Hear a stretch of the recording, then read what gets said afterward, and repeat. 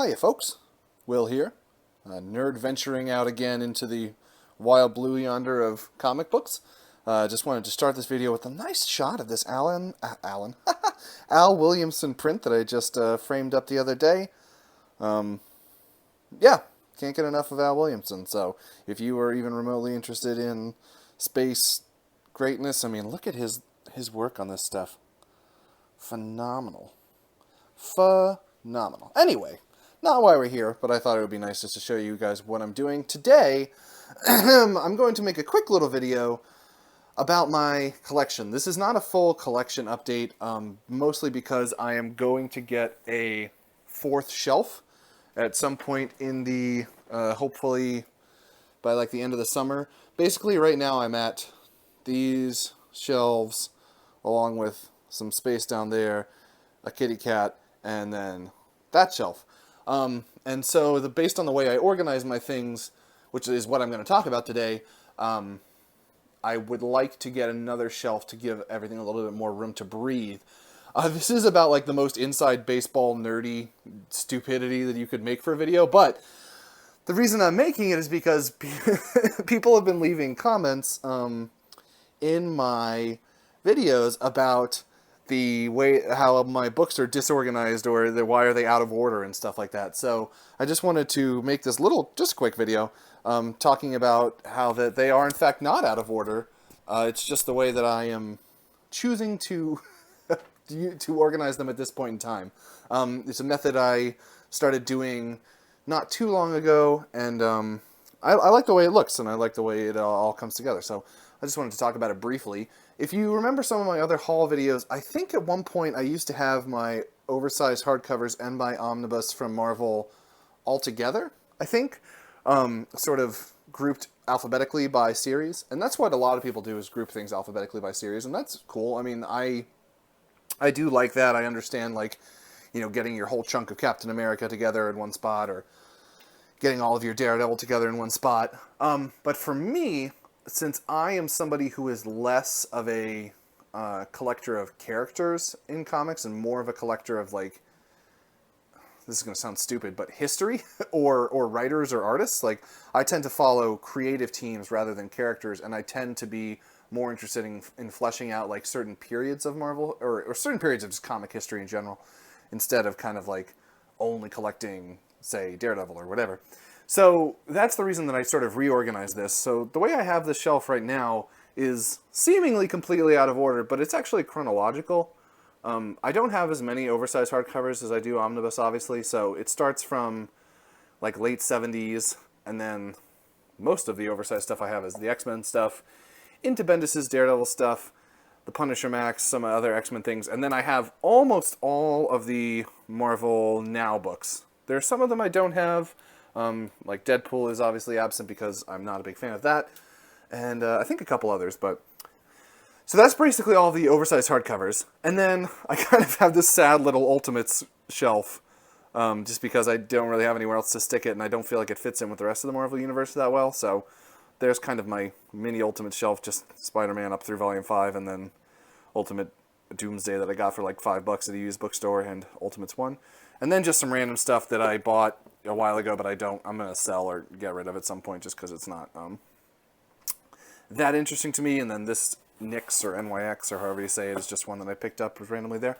But the actual heart of the video, what I wanted to show you, was the omnibus collection. So the way I've chosen to do it, and the way people were commenting on, like, oh, you know, it looks really ugly and out of order because there's like a bunch of Volume 1s on the left, and then it goes into a Volume 2, and then back to a Volume 1, and then into a Volume 3, and I just really like seeing it in this particular way. Basically what I have it organized by is, I think, for most of them, it is the chronological order based on the first issue, the date of the publication of the first issue in each omnibus. So, you know, like the date of the first issue in this Fantastic Four comes after the first issue in this Invincible Iron Man, even if the last Iron Man issue goes after this, basically. So I just think it's kind of a cool way to see the way the company progressed, like going from the Golden Age Captain America into all of this Silver Age stuff, sort of up into like the Man-Thing and Werewolf, where it gets a little horror, then going more into the 70s, late 70s with Daredevil, and then turning into the 80s, all through here with Star Wars, through Squadron Supreme, and then hitting the 90s with Amazing Spider-Man, Avengers, the next set of X-Men stuff, into the late 90s and 2000s, and then into the 2000, sort of the aught years, and then I guess probably like Uncanny X-Force is probably the first one in like the 2010s, somewhere around there. I don't know when the Wolverine run started. Actually, Fantastic. I don't actually know, but I think this area is like around 2008-ish or so. So basically, you know, and then the very last, the thinner omnibus that Marvel's putting out these days, from Marvel Now. So basically, if you see my videos and you think that they are wildly out of order, they are, to some extent. I mean, I do understand why people might want, you know, Fantastic Four Volume 1, Fantastic Four Volume 2, and Fantastic Four Volume 3 to be together, but I kind of like getting the perspective of where the company was going and the stories that they were telling, you know, what's the word? Oh my god, I'm blanking. So, contemporaneously? Maybe that's it. Yeah, the sort of the contemporary stories around each of these, so when I pull them off the shelf to read, I can kind of get a snapshot of, like, what the company was doing at that point in time, and where comics were in general, you know, like the different trends and stuff that were going on. Similarly, I've done this over here with my DC books, starting with the first Flash Omnibus, which is basically the start of the Silver Age, going through... actually, it skips a lot of time. If we go from here to here, is like from 1956 to like 1990, I think, something. And then this is all like early 90s into 2000s, 2000, like 2, 3... 4 onwards, and then the most recent stuff being some of the New 52 hardcovers. I have not done that with Vertigo, because the time span that Vertigo spans is much smaller, honestly. It's mostly from, like, late 80s up until, like, mid-90s, the stuff that I'm kind of interested in. So, mostly I've just done the Vertigo stuff in alphabetical order, just because, like I said, it wouldn't really serve me much of a purpose to put them chronologically, just because there's so little of it. But then back down with the absolutes, I've done chronological again, where it goes from Green Lantern, Green Arrow at the end of the 60s, beginning of the 70s, into like the 80s, into the 90s, into the 2000s, and then all the way up to Batman. Then I kind of have the random Wildstorm stuff over there, the Vertigo stuff down here, which is not particularly ordered, and then a couple America's Best Comics. And then over here, I have a section that I kind of am trying to curate of like classic or archive series, where it's kind of like the older European stuff, some archive books, some DC archive stuff, the Jack Kirby line, or I don't know what you would call omnibus line from DC. So I'm kind of trying to make like a classic section, and there's just some random image stuff in there. I need room for that to expand, which is partially why I want to get a new bookshelf. And then up here is just like a random happenstance of a couple different books, as well as my whole image collection. So, like I said, not really a shelf overview, or not really an actual collection tour. I just wanted to explain why I chose to display the books like this. And also to ask you guys, what is the way that you choose to display yours? I know that's kind of like, if you've ever seen the movie High Fidelity, if you haven't, I would recommend it. It's really great, especially if you're a music buff or like a collector of anything.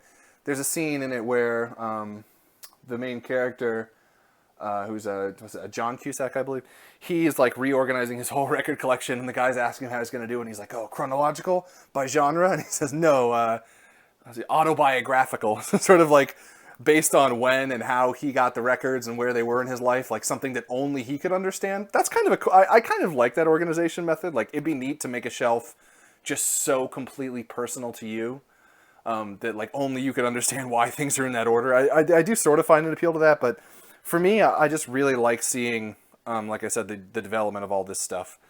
Yeah, I'd love to know if you guys are more into collecting by series or publisher or whatever. Like, I like separating it by publisher, but I know some people don't. I also, probably most important to me, is separating it by size. Like, when I like things to be the same height, and like that kind of section over there where it's different height, it just kind of bugs me.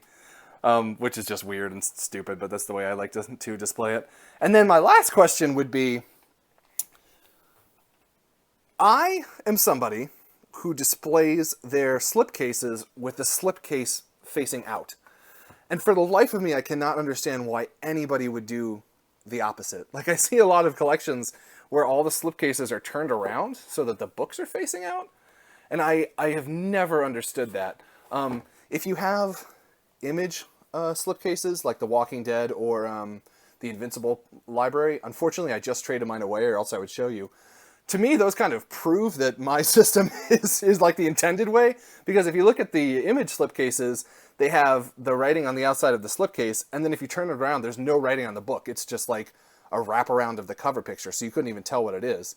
And I mean, that happens kind of on New Frontier here, so I understand that. But I don't know. That's one that I've seen people get into like little spiffs on forums about if they display their slipcases facing one way or facing the other way. So, like I said, this is just about the nerdiest, most goofy collector video I could make, but I just thought it was kind of funny, worth talking about. I'd be interested to know if you guys go for a similar system to me or totally different, and then also if you do display your slipcases frontwards or backwards, because for the life of me, I just don't understand the other way, and I really enjoy the way they look actually looking at the slipcases. I don't really see the point of leaving the slipcase facing the other way, because then you'd never see the slipcase. You would just see the book. So, yeah.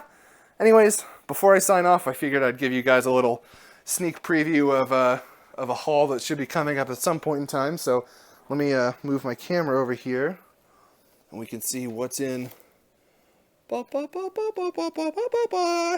Something to look forward to. Finally picked up one of my books I've been looking forward to for a while, so that should be talked about at some point in the future. And yeah, thank you guys for watching so much. I hope you are not overly offended by the dirtiness of my apartment, and I will see you guys on the next video. Peace.